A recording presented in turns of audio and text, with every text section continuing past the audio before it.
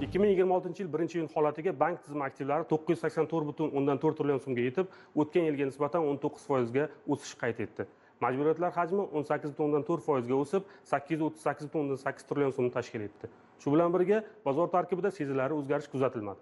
Davlat ishtirokidagi 9 ta bank hissasiga jami aktivlarning 62,7% to'g'ri kelgan bo'lsa, kredit portfelining 66,1% to'g'ri keldi. Depozitlar o'sish sur'ati kreditlash dinamikasidan yuqori bo'lib qoldi. Bir yilda kreditlar hajmi 12% ga, depozitlar esa 33% ga oshdi. Bu bank tizimi barqarorligi mustahkamlash va yuqori likvidlik darajasini saqlashga xizmat qilmoqda. Yana bir ma'lumot, ko'rsatkichlar xalqaro me'yorlar, jumladan bank nazorati bo'yicha Bazil qo'mitasi talablari bilan taqqoslanadi. Hisoblanayotgan davrda aktivlar o'sishi saqlanib qolmoqda. Depozitlar esa kreditlarga nisbatan tezroq o'smoqda. Shu bilan birga xususiy banklarda kredit portfelining depozitlar bilan ta'minlanganlik darajasi yuqoriroq bo'ldi.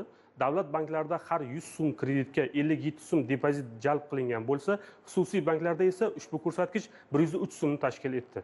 Bu davlat banklarining mablag' jalb qilishning boshqa manbalariga nisbatan yuqoriroq darajada tayanishini ko'rsatadi.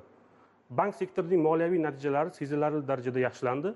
Sof foyda 66,7% ga o'sib, 8,5 trillion so'mga yetdi. Bank operatsiyalarining dollarlashuv darajasi ham pasayishda davom etdi.